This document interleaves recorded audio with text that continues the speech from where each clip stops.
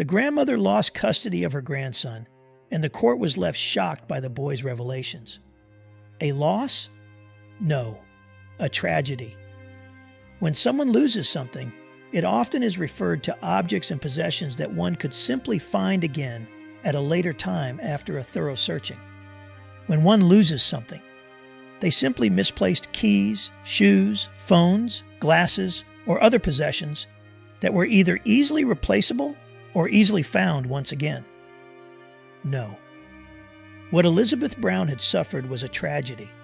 Tragedies are those that are harder to recover from, and their losses were far more impactful on the daily lives of those that suffered through them. For Elizabeth, it was the tragedy of the loss of family. She had seen many people come and go in her 72 years of life. Friends who bowed out of life early, older family members whose voices she could barely recall, though the loss of her own parents' debts still stunned her heart. Even beloved pets that she cherished whose short lives were dearly missed. No. What she lost in the last year was more than that, the promise of a bright future.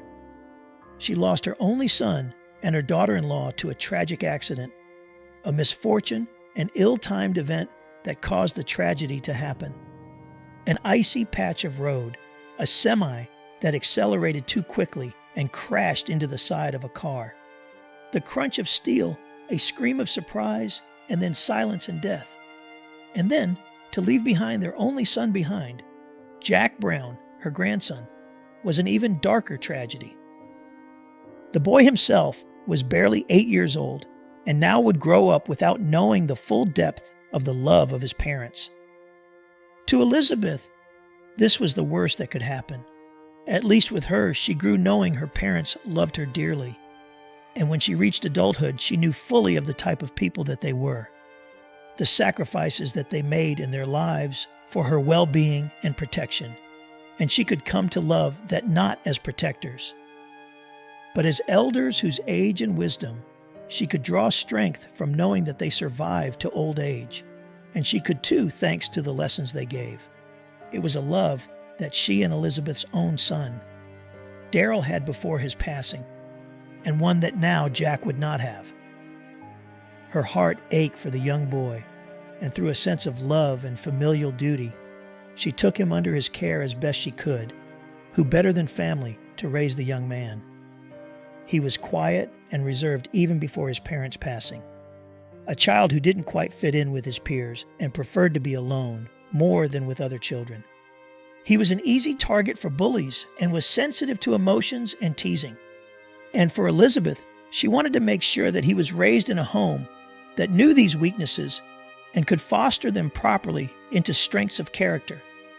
She knew that a foster care system wouldn't give him the grounded foundation he needed to blossom into a proper young man.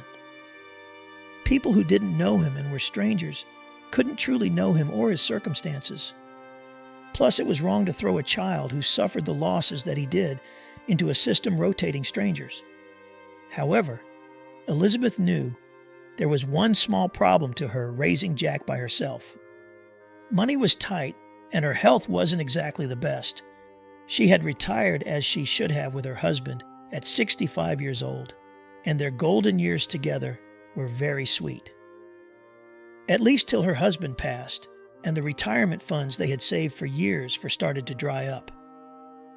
With the arrival of Jack, those funds stretched even more, and try as she might, she could barely keep up with the expenses of child rearing that were far more expensive now than when she raised Daryl with a partner. Clothing, food, medicine, entertainment, schooling, and more. Poor Daryl and Janelle were in the prime of their life, barely with any savings when their life was snuffed out. The meager funds they earned from the life insurance that was on Daryl barely paid off the expenses of medical bills and the funeral costs, and barely left enough for their son to grow on. Still, Elizabeth made it work as best she could, going nights without food to ensure that Jack had the nutrients needed to thrive at school, scrimping, saving, and working hard in a side hustle for her neighbors to make sure that he had entertainment in the form of books and even a game console to keep him distracted, and her reward through all of this. A smile from a despondent child in pain, a hug that spoke of familial love and desperation to be loved in return, and a willingness at least to try and heal. He was a melancholy child, but then who wouldn't be at such a young age? The future at least looked like the tragedy they had would strengthen their bonds, and Jack would at least become the man his parents wanted him to be. One day, though, a knock came at Elizabeth's door. It was a typical day for the two of them. Elizabeth picking Jack up from school earlier, and both of them in quietness as Jack studied for tests, and Elizabeth dozed in her chair. The knock had started the elderly woman, and she rose from her chair to answer the summon call at the door. Behind it stood in resolution 3 officers of the law, each of them bearing grimace on their faces. Elizabeth's blood ran cold as they explained to the woman that they were here as custodial officers to take Jack away to be cared for properly in the foster system by those with better means who were able to afford the living expenses of an 8-year-old child. Crying did little to sway them, even when Jack, accosted as he was by their authoritative strength, pleaded to not be taken away. Once more, tragedy and loss had befallen Elizabeth as the government and the law took away her last remaining family and carried him away from her. The winning signals of the dying lights of the police car and the crying face of the child broke her heart asunder once again as the wounds of loss refreshed again. She was left now an empty home, and the pleading cries of Jack to remain with his grandmother ringing in her ears. Another tragedy. Soon, though, she had to go to court, as was summoned by the state. She had to prove and fight against the system to prove that she was a viable caretaker for the young child, something that she didn't think she would win. What did she have to offer a growing boy in his time of need? She was in failing health and steady decline, downward limited finances, and no means of actual support should Jack need it. She dismayed at the fact that her lawyer wasn't much help either. As he had suggested, perhaps, she at least just be granted visitation at the minimum. The courtroom proceedings were long and brutal to Elizabeth, and the crowd, of course, murmured in agreement with the prosecuting state that she might perhaps not be the best fit to take care of Jack. The harshest, most biting critique of all was the murmur of the crowd for Elizabeth, and she stared at the floor, unable to look at the rest of the court. She had tried to do her best. The judge, though, ever merciful, and in an attempt to be pragmatic and neutral, and his calling turned to Jack as he sat on the stand and nodded, allowing the boy the floor to speak his mind. The judge, though, ever merciful, and in an attempt to be pragmatic and neutral, and his calling turned to Jack as he sat on the stand and nodded, allowing the boy the floor to speak his mind.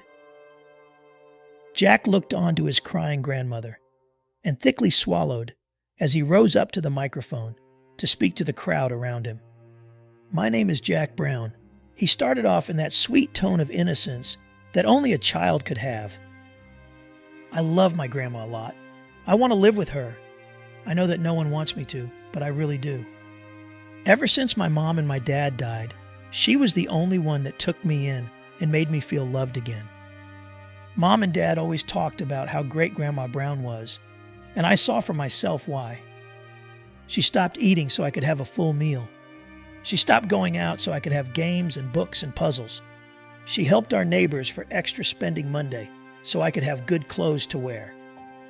Grandma Brown might not have a lot of money to spend, and she might be old, but there is a lot of love in our house, and she makes me not feel so scared anymore. Please don't take me away from my grandma. She makes me feel happy again, even though I miss my mom and dad." Then he sat back down. For Elizabeth, this was the most that she had heard him speak in months, and for the court, it was proof enough that Elizabeth was perhaps the best person after all to take care of him. They were stunned and shocked, and the judge agreed, now swayed by the speech. The gavel dropped, the judgment rendered, and Elizabeth and Jack walked out of that courtroom together smiling and knowing that his parents would be happy as well.